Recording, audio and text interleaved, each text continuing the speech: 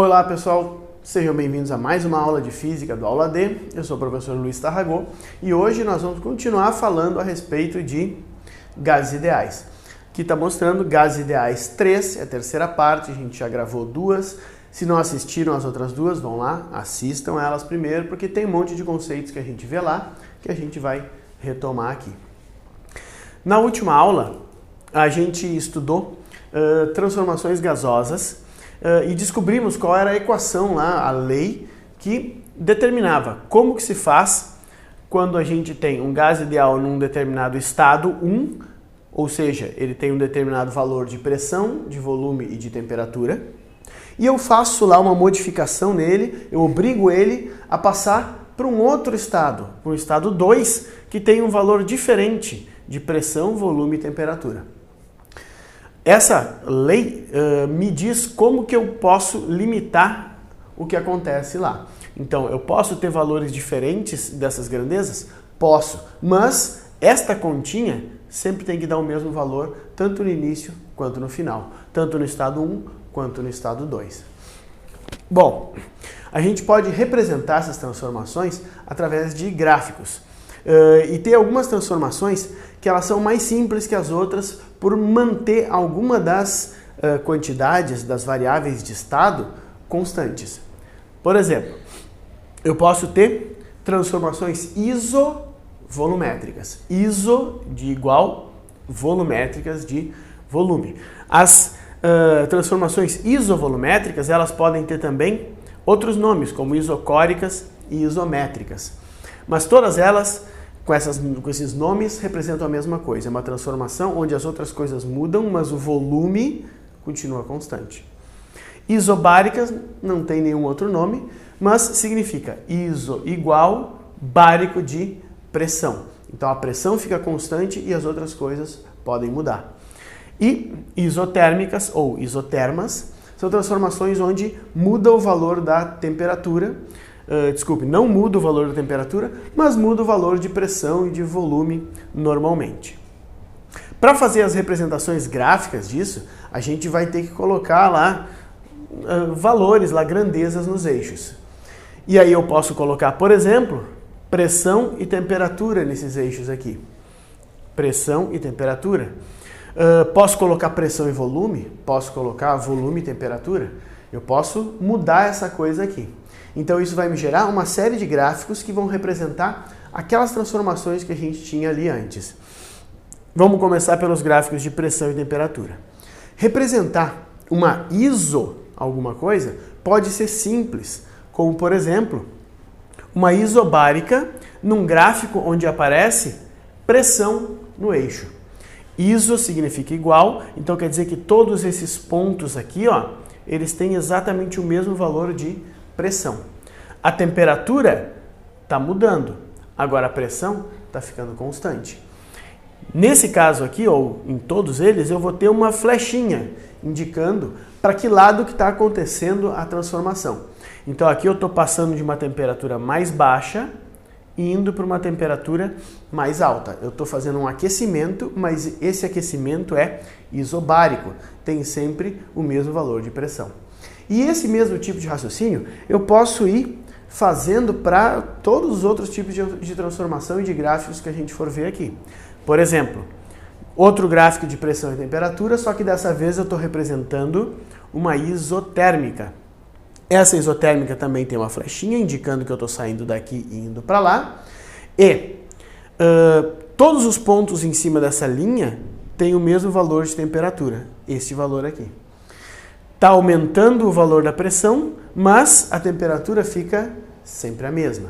Então, por isso é uma isotérmica e fica fácil de representar, porque é iso de alguma coisa que aparece no eixo. Mas e se o gráfico fosse de pressão e temperatura e eu quisesse representar uma isovolumétrica, que não aparece nos eixos? Aí eu vou precisar de um outro formato de gráfico. A isovolumétrica vai aparecer como uma reta que passa pela origem dos eixos. Tá? Essa flechinha indica que eu estou tendo um aumento de pressão e de temperatura ao mesmo tempo. Só que o volume está ficando constante, ele tem sempre o mesmo valor.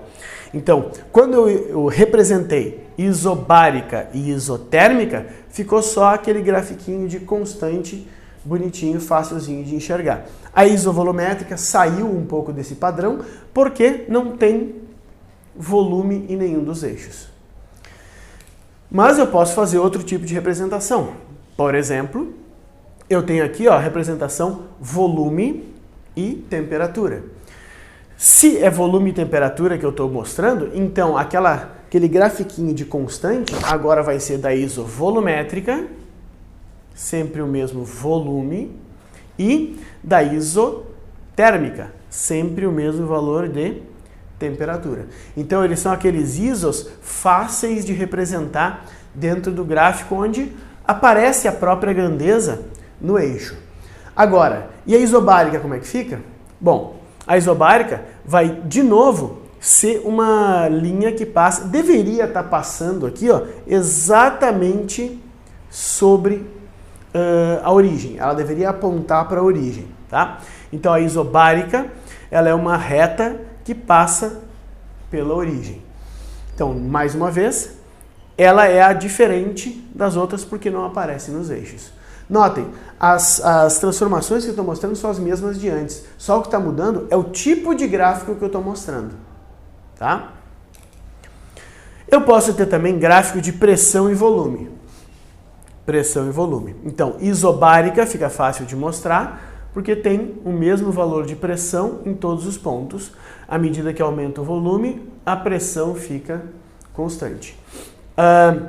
A isovolumétrica vai ficar fácil de representar também. Está aumentando o valor da pressão, mas o volume fica constante. Tá? Agora, e se eu fosse representar a temperatura? Ah, mas daí será que ia dar também uma reta que passa pela origem, como deu nas outras? Não, na verdade a isotérmica, num gráfico PV, ela é a diferentona de todas. Tá? Vocês vão ver que todas as outras dão essas retinhas, que são fáceis aí de lembrar como é que funcionam, mas a isotérmica, ela, quando representada num gráfico PV, ela fica na forma de uma hipérbole, tá? Que é o nome dessa curva que tem aqui. Não interessa muito qual é o nome dela, tá? Mas ela é uma curva que, à medida que vai aumentando o volume do gás, vai diminuindo o valor da pressão simultaneamente, fazendo com que a temperatura fique exatamente com o mesmo valor. Eu poderia, inclusive, desenhar diversas isotermas aqui, tá? Diversas isotermas, elas nunca iam se tocar, elas iam ficar só passando uma do ladinho da outra, e quanto mais longe da origem uma isoterma está, maior a temperatura que ela representa. Então, se essa aqui representa uma temperatura de, sei lá, 200 Kelvin, uma isoterma que passasse aqui em cima representaria uma isoterma de 300 Kelvin, por exemplo. Tá?